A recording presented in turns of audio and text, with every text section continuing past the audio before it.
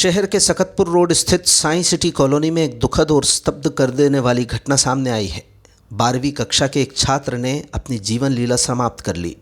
मृतक की पहचान 18 वर्षीय छोटू सौरभ लोधा पुत्र घासीलाल लोधा के रूप में हुई है।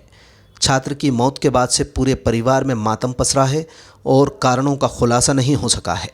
सौरभ मूल रूप से ग्राम धरावला का रहने वाला था और गुना में अपने भैया भाभी के साथ रहकर पढ़ाई कर रहा था। रविवार सोमवार की दरमियानी रात वो अपने कमरे में पढ़ाई करने का कहकर सोया। सोमवार सुबह जब भैया भाभी ने उसे स्कूल जाने के लिए जगाने की कोशिश की तो उसका शव मिला।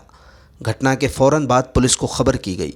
बताया जा रहा है कि छोटू का परिवार एक संपन्न किसान परिवार है। उसके 3 भाई, तीनों ही पढ़ाई और अन्य कार्यों के चलते गुना में रहते थे। उनके माता पिता गांव में ही रहते हैं। परिजन के मुताबिक छोटू पढ़ाई में ठीक था और कल रात तक सब कुछ सामान्य था। घटना के बाद से मृतक के भाई और भाभी सदमे में हैं। घर में किसी भी तरह के विवाद या तनाव की कोई बात सामने नहीं आई है, इसलिए कारणों को लेकर रहस्य बना हुआ है।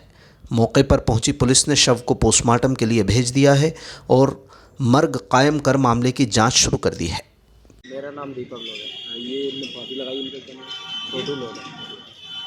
क्या उम्र थी छोटू? इनकी उम्र 18-19 साल, किस क्लास में पढ़ते थे? 12th class. कहाँ पे थे निवास? इनका निवास गांव तो धरावला है, लेकिन यहाँ साइंस सिटी कॉलोनी में रहते हैं। साइंस सिटी में रह रहे और थे? इनका सकतपुर मकान है। गांव कौन सा बताया आप? धरावला। अकेले रह रहे थे? नहीं, पूरी फैमिली रहती थी। तीनों भाई रहते थे, भाभी रहती थी। फांसी कब लगाई? रात में लगाई है, सुबह देखा, फिर खोल के स्कूल के लिए जा रहा है। कैसे लगाई है? ये पंखे से, रस्सी से लगाई। और इनके पिताजी का नाम क्या है? घासीलाल लोधा।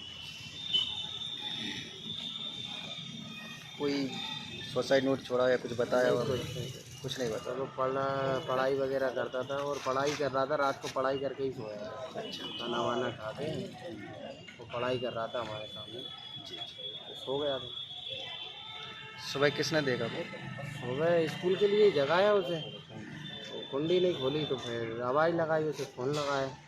फ़ोन कोई जवाब नहीं दिया उसे। परिवार वाले कहाँ रहते हैं? परिवार मम्मी पापा गांव पे रहते हैं, तीनों भाई यहीं पे रहते हैं। तीनों भाई और एक भाभी।